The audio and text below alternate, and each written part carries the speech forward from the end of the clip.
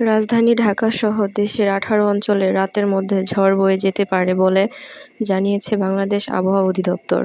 ঘণ্টায় সর্বোচ্চ ৬০ কিলোমিটার বেগে ঝড়ের পাশাপাশি বজ্রবৃষ্টিও হতে পারে এসব অঞ্চলে। রোববার ৫ই জুলাই দিবাগত রাত ১টা পর্যন্ত দেশের অভ্যন্তরীণ নদীবন্দরসমূহের জন্য বাংলাদেশের আবহাওয়া অধিদপ্তরের আবহাওয়াবিদ মোহাম্মদ তরিফুল নেওয়াজ কবিরের দেওয়া পূর্বাভাসে এ তথ্য জানানো হয়।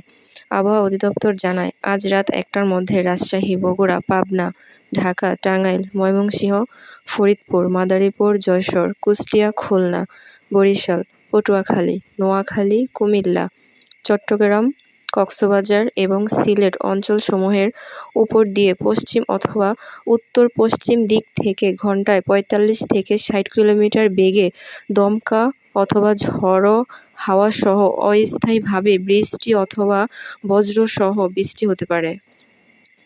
এ পরিস্থিতিতে এসব এলাকার নৌ-বন্দরসমূহকে ১ নম্বর সংকেত দেখাতে বলা হয়েছে।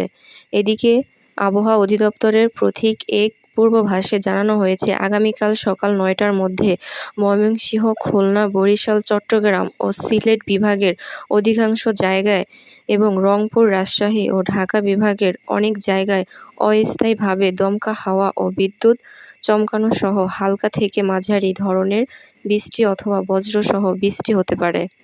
সেই সঙ্গে ময়মনসিংহ, খুলনা, বরিশাল, চট্টগ্রাম ও সিলেট বিভাগের কোথাও কোথাও মাঝারি ধরনের ভারী থেকে অতি ভারী বর্ষণ হতে পারে।